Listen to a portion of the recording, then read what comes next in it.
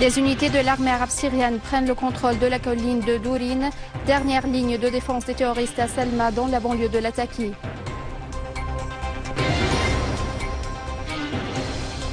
Jafari affirme que les pays occidentaux soutiennent les activités des terroristes et qu'il y a une hypocrisie politique au Conseil de sécurité. En signe de reconnaissance de leur sacrifice pour défendre la patrie, une délégation de la communauté syrienne au Koweït visite les blessés de l'armée à l'hôpital de Youssef Ladbi à Damas.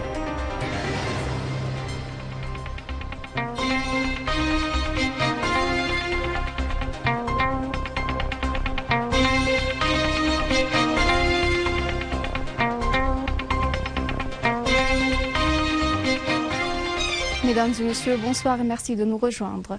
Le président de l'Assemblée du peuple, Mohamed Jihad Laham, a examiné avec le vice-ministre des Affaires étrangères de la Corée démocratique, Seng Hong-chul, les relations entre les deux pays et la coopération parlementaire. Chul a affirmé que la Syrie, gouvernement et peuple, est capable à remporter des victoires contre les terroristes takfiristes, réitérant le soutien continu de son pays à la fermeté du peuple syrien contre le terrorisme. De son côté, Laham a souligné la nécessité de former un front politique unifié contre le terrorisme international et ses alliés, soit par l'action parlementaire conjointe ou à travers des autorités exécutives à différents niveaux.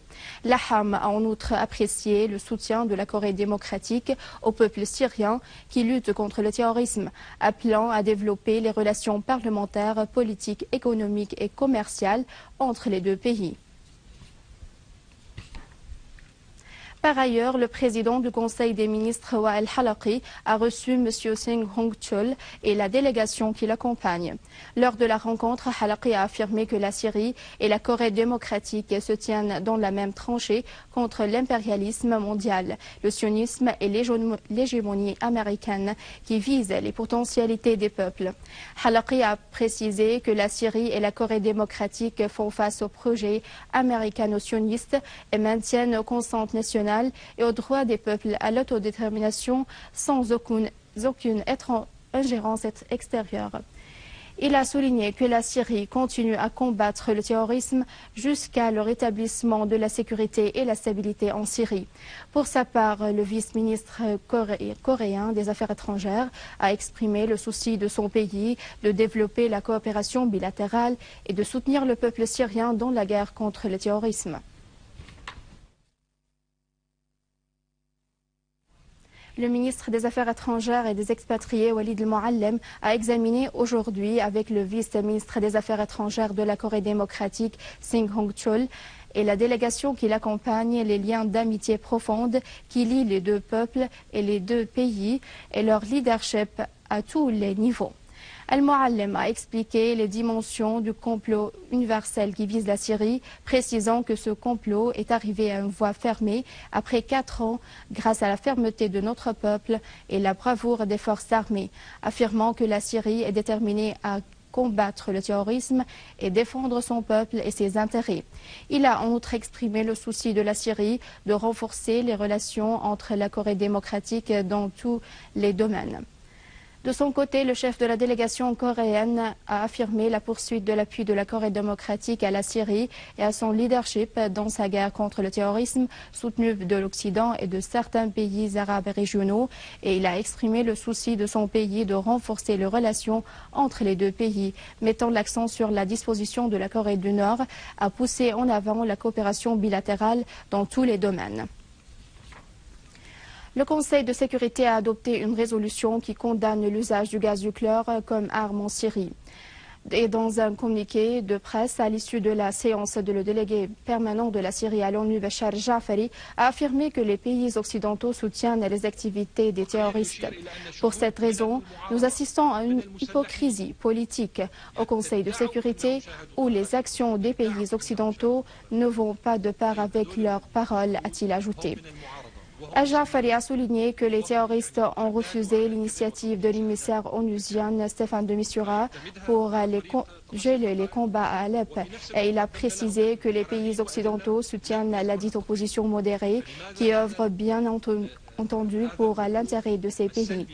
Il a également affirmé que les déclarations du secrétaire d'État américain John Kerry qui ont été faites en Arabie Saoudite ont exprimé le soutien des États-Unis aux terroristes en Syrie, ajoutant que la dernière agression turque qui a visé la souveraineté syrienne contredit la légalité internationale.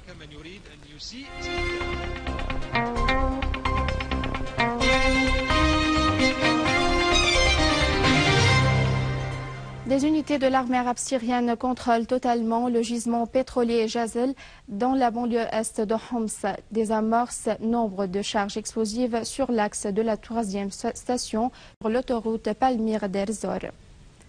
À Palmyre, les services spécialisés ont désamorcé nombre de charges explosives sur l'axe de la 3e station sur l'autoroute Palmyre-Der Zor. Les poids des charges variaient entre 25 et 40 kg et une roquette préparée pour être tirée a été désactivée près du village Ark à l'est de la ville de Palmyre. Et à Zamalka, dans la campagne de Damas, une unité de l'armée a détruit un entrepôt d'armes et de munitions près de la mosquée d'Al-Radwan. Et nombre de terroristes du front Al-Nosra, bras de la nébuleuse d'Al-Qaïda au Levant, ont été abattus, de nationalités étrangères dans leur majorité. Parmi eux, le yéménite Osman Abou Bakr Khamis. Dans la banlieue nord de l'Attaqué, une source militaire a affirmé qu'un nombre de terroristes ont été tués ou blessés et des repères ont été détruits à Selma, Kfar Delba, Merjkhoukha, Al-Qort et Al-Mrej. Des unités de l'armée arabe syrienne ont pris le contrôle de la localité Bouharat dans les frontières administratives du gouvernorat de Soueida du côté nord-est qui est considéré comme le début du désert syrien pour la purger des gangs terroristes de Daesh après qu'il ait fait fuir les habitants et qu'il ait transformé en un fief pour le lancement de leurs opérations criminelles. Par valorisation de leur sacrifice pour défendre la sécurité de la patrie, sa stabilité et sa souveraineté, la délégation de la communauté syrienne au Koweït a visité les blessés de l'armée arabe syrienne à l'hôpital Youssef Al-Admi à Damas. Le chef de la délégation, Dr Wael Nassar, a indiqué que les Syriens sont unis à l'intérieur comme à l'extérieur de la Syrie. Et il croit à la victoire de l'armée arabe syrienne face au terrorisme, affirmant la poursuite du soutien des blessés et exprimant la fierté du moral élevé des soldats et leur détermination à revenir au champ de bataille. Les blessés ont exprimé leur confiance en la victoire contre le terrorisme, affirmant qu'ils poursuivront leur mission dans l'éradication des organisations terroristes armées qui sévissent dans le pays. À Moscou, les Syriens et les Russes ont exécuté un sit-in devant l'ambassade de Syrie à Moscou pour rejeter le terrorisme, condamner ses parrains et exprimer leur solidarité avec les personnes enlevées dans le gouvernorat de Hasakeh. Les forces de sécurité du régime saoudien ont poursuivi leurs pratiques répressives contre les habitants de la localité Al-Awami à l'est du pays. Les forces des Saouds ont procédé à la perquisition de la localité par les chars dans une série d'opérations continues pour poursuivre les écrivains, les poètes et les opposants au régime. Les rapports d'information ont indiqué que les forces de sécurité des Saouds ont ouvert le feu des chars sur les habitants dans les quartiers Al-Zahra et Al-Dira, causant de grands dégâts matériels sans faire de pertes en vie humaine. Dans l'objectif d'arrêter l'écrivain Salman Al-Faraj qui est mis par ses forces sur la liste des personnes recherchées. À noter que les autorités des Saouds ont tué 27 personnes et arrêté plus de 1000 personnes des habitants de la région Est depuis le début des protestations populaires en 2011 exigeant davantage de liberté. Et à la fin de ce journal, voici un rappel des principaux titres. Des unités de l'armée arabe syrienne prennent le contrôle de la colline de Dourin, dernière ligne de défense des terroristes à Selma dans la banlieue de l'Attaqué.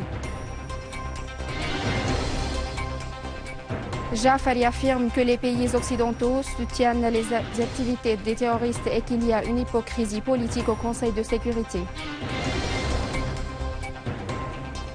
En signe de reconnaissance de leur sacrifice pour défendre la patrie, une délégation de la communauté syrienne au Koweït visite les blessés de l'armée à l'hôpital de Youssef Al-Admi à Damas.